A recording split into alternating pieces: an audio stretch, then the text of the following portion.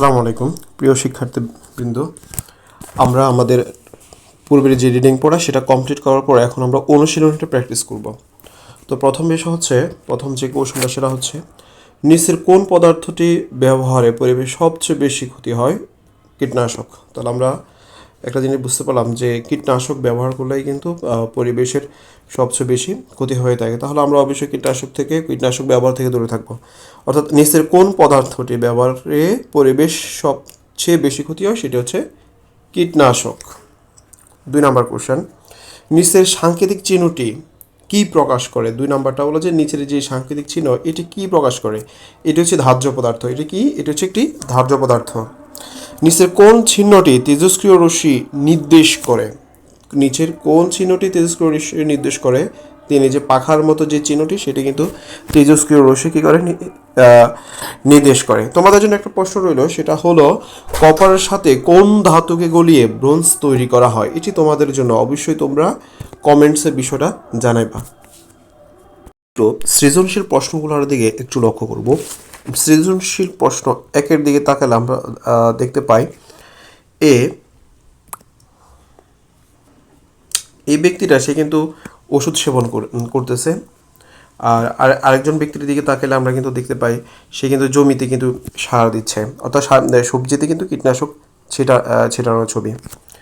তো প্রথম প্রশ্ন হচ্ছে গবেষণা কি? আমরা এর মধ্যেই কিন্তু আমরা যখন বইটা রিডিং করতে গিয়েছিলাম তখনই কিন্তু প্রথম যে পেজটা সেখানে কিন্তু গবেষণা কি এটা কিন্তু আমাদেরকে বলা হয়েছে। সো সেখানে তোমরা দেখে নিবা। এরপর হচ্ছে খ নম্বর প্রশ্নটা হচ্ছে পাকা আম খেতে মিষ্টি লাগে কেন?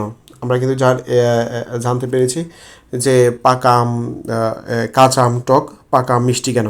কেননা তোমার কাঁচা আমে তোমরা কিন্তু বিষয়টা লিখেও নিতে পারো বা স্ক্রল করে উপরেও দেখতে পারো, দেখলে বুঝতে পারবা। প্রথম কথা হচ্ছে কাঁচা আমে কিন্তু সাকসিনিক অ্যাসিড থাকে, যার কারণে কাঁচা আমটা হচ্ছে কি টক। আর যখন সেটা পেকে যায় তখন সেখানে কিন্তু গ্লুকোজ ওই সাকসিনিক অ্যাসিডটা কিন্তু সেখানে গ্লুকোজ এবং ফ্রুক্টোজে পরিণত হয়, যার কারণে এই পাকা আম খেতে মিষ্টি লাগে। এরপরে হচ্ছে আমরা 3 নম্বর যে কোশ্চেনটা সেটার দিকে আমরা একটু লক্ষ্য করি। সেটা হলো উদ্দীপকের এ নং চিত্রে রসায়ন কীভাবে সম্পর্কিত ব্যাখ্যা করা। অর্থাৎ রসায়ন কিন্তু আসলে একটা গুরুত্বপূর্ণ বিষয়, যে মেডিসিন শাখায় কিন্তু রসায়ন খুবই গুরুত্বপূর্ণ ভূমিকা পালন করে। তো এই 1 নং চিত্রে যে ওষুধ সেবনের যে ছবি, অর্থাৎ মেডিসিন তৈরিতে কী ধরনের কীভাবে সম্পর্কিত এই সম্পর্কে বিস্তারিত আলোচনা করাটাই হচ্ছে মূল বিষয়। তারপরে হচ্ছে উদ্দীপকের কোনটির অতিরিক্ত ব্যবহার পরিবেশের জন্য ক্ষতিকর? যুক্তি সহ লেখা। আমরা জানি কীটনাশক ব্যবহার করলে কিন্তু পরিবেশে কিন্তু খুবই ক্ষতি হয়ে থাকে। অর্থাৎ কীটনাশক পরিবেশের জন্য খুবই ক্ষতিকর, এই জিনিসটা কিন্তু আমরা জানি। এটাকে যদি তুমি বইয়ের ভাষায় লিখতে চাও তাহলে স্ক্রল করে আমরা একটু উপরের দিকে যাই, তাহলে সেখানে কিন্তু আমরা এই কীটনাশক সম্পর্কে একটা ভালো বিস্তারিত বর্ণনা তোমাদেরকে আগেই আমরা দিয়েছিলাম। এই বিষয়টা আমরা একটু দেখে নিই। যেমন আমরা এখানে কিন্তু পড়েছিলাম কীটনাশকের বিষয়ে, যেমন শিল্প কারখানা, এই প্যারাটা, অর্থাৎ শিল্প কারখানা, যানবাহন, মানুষের ব্যবহার্য সামগ্রী থেকে প্রচুর পরিমাণে রাসায়নিক বর্জ্য আমাদের পরিবেশে ক্ষতি সাধন করছে। এর মাঝে রয়েছে carbon dioxide, carbon monoxide, sulphur dioxide, বিভিন্ন অ্যাসিড, ভারী ধাতু যেমন পারদ, লেড, আর্সেনিক, কোবাল্ট ইত্যাদি সহ আরও অনেক রাসায়নিক দ্রব্য। এগুলো বায়ুর সাথে মিশে বায়ু দূষণ, পানির সাথে মিশে পানি দূষণ এবং অন্যান্যভাবে পরিবেশ ক্ষতি সাধন করছে। এগুলো বিভিন্ন উদ্ভিদ বা মাছের শরীরে প্রবেশ করে ক্ষতি সাধন করছে। এইসব মাছ, উদ্ভিদ আমরা খাদ্য হিসেবে খেয়ে পরোক্ষভাবে ক্ষতিগ্রস্ত হচ্ছে। বিভিন্ন ক্ষেত্রে রাসায়নিক দ্রব্য ব্যবহার করা আমাদের জন্য ক্ষতি করে। যেমন ফসলের ক্ষেত্রে অতিরিক্ত পোকামাকড় ধ্বংস করার জন্য কাজে কীটনাশক ব্যবহার করা হয়, কিন্তু তা প্রয়োজন অতিরিক্ত ব্যবহার করলে ওই অতিরিক্ত কীটনাশক বৃষ্টির পানিতে ধুয়ে পুকুর নদীতে এই এক্সট্রা, অর্থাৎ এ পর্যন্ত তোমরা একটু ভালো করে পড়ে নিলেই কিন্তু এটার আনসারটা পেয়ে যাবে। যেহেতু আমি এটা আগে রিডিং পড়িয়েছিলাম তোমাদেরকে, এই জন্য এটার আমি এখানে আলোচনা করলাম না। তার মানে বোঝা গেল আমরা চাইলেই কিন্তু রিডিং যে পড়াগুলো আমরা পড়ি সেখান থেকে কিন্তু প্রত্যেকটা প্রশ্নের আনসার কিন্তু আমরা দিতে পারি। তার মানে আমরা এই প্রশ্নটা বুঝতে পারলাম যে গবেষণা কি, পাকা আম খেতে মিষ্টি লাগে কেন, উদ্দীপকের এই নং চিত্রে রসায়ন কীভাবে সম্পর্কিত ব্যাখ্যা করা, উদ্দীপকের কোনটির অতিরিক্ত ব্যবহার পরিবেশের জন্য ক্ষতিকর, যুক্তি সহ লেখা। 2 নম্বর প্রশ্নতে আমরা চলে আসি। আগে আমাদেরকে উদ্দীপকটা একটু বুঝতে হবে। সেটা হচ্ছে 2 নম্বর প্রশ্নের চিত্র 1, এটা কি আসলে।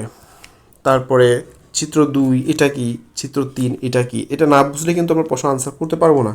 তো তাহলে চিত্র একটা হচ্ছে ধার্য পদার্থ।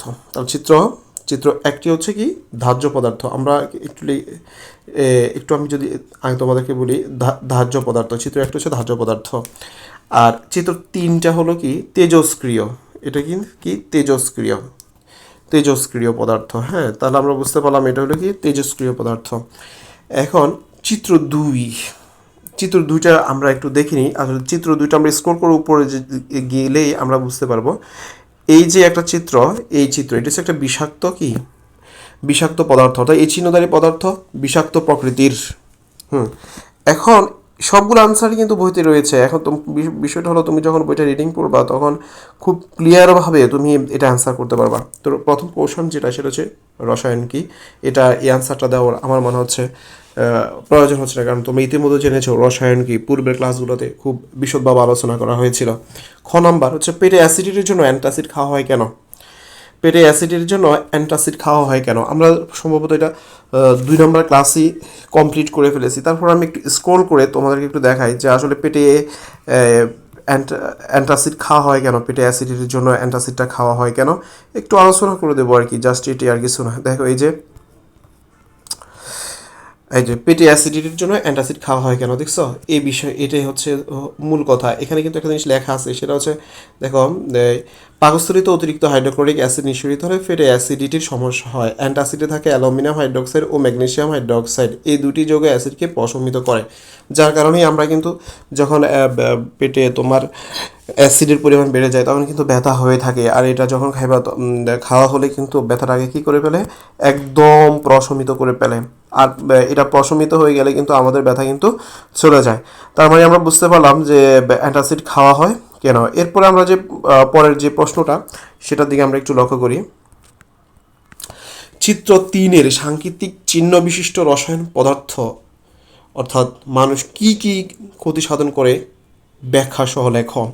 তাহলে চিত্র 3 আসলে এটা কি তেজস্ক্রিয় পদার্থগুলো আসলে মানুষের জন্য খুবই ক্ষতিকর। তোমরাও যে আমরা পড়েছিলাম যে তেজস্ক্রিয় পদার্থের ক্ষতিকর রূপগুলো আলোচনা করো, সেটা স্ক্রল করে দেখবা। আমি যদি দেখাই দিতে চাই আমি কি দেখাই দেবো? আচ্ছা ঠিক আছে, আমি দেখাই দিই।